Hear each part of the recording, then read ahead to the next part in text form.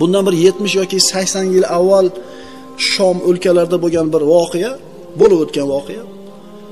Ana shu Shomdagi bir masjidning imomiga payg'ambarimiz sollallohu alayhi vasallam tushiga kiradi.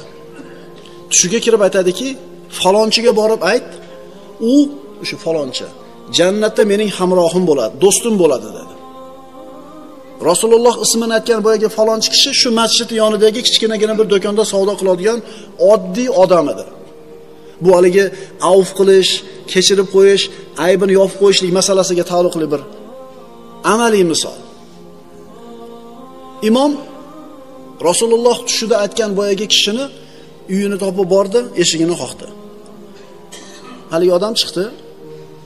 Birodar dedi, menda sizga Rasulullohdan bir bashorat bor dedi. Shu asrimizda bo'layotgan narsa. Faqat Robbingiz bilan sizni o'rtangizda qanaqa sir bor edi? Shu sirni aytsangiz, men sizga bashorat aytaman. Boyagi kishi imomdan uni sirini fosh qilmaslik va'dasini olib, voqeani aytib berdi. Vallohi bir ayolga uylangandim. Oradan 5 oy o'tib tug'adigan bo'lib qoldi. Ya'ni bu ayol menga kelguncha oyog'i toyilib, fahshga yo'l qo'ygan edi. 5 oyda tug'adigan bo'lib qoldi. Mana endi uni sharmandasini chiqarib taloq qilishim mumkin edi. Ammo Alloh taolo uni meni qo'lim bilan isloh qilishini xohladim. Chunki haqiqiy tavba qilganini tushungan edim dedi. Doyani olib keldim. Bola tug'ildi. Ertasi kuni namozga chiqar ekanman, imom quloq qoqqanida namozga bolani ushlab tashqarida turgan edi. Hamma kirib ketdi. Imom Allohu akbar deb farzga quloq qoqdi. Bolani hech kimga ko'rsatmasdan masjidni tashqarisiga qo'yib kirib imomga ergashdim.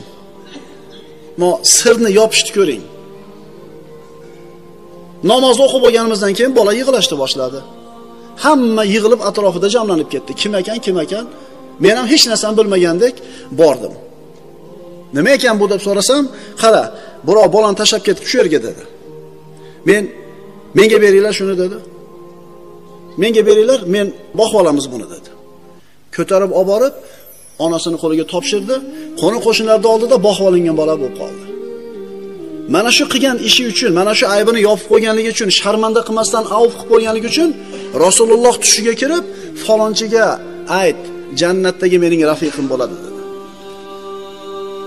Bu sahoba emas, bu tobiin emas, bu siz bilan biz yashagan asrdagi oddiy bir odam ishi. Demak, Rasulullohning hamrohi bo'lishlikka sabab bo'lyapti. Bir odamni avf qilib qo'yishlik. Endi o'zimizdan so'raylik-da. Biron marta bir odamni agar biz aytsak, fosh qilsak, sharmanda bo'lib qoladigan bir aybini, sirini bilib turib yopib qo'yganmizmi? Agar bo'lsa, mana shu ishimizdan umid qilaylik. Shoyat Alloh shu tufayli biz gunohlarimizni mag'firat qilsin.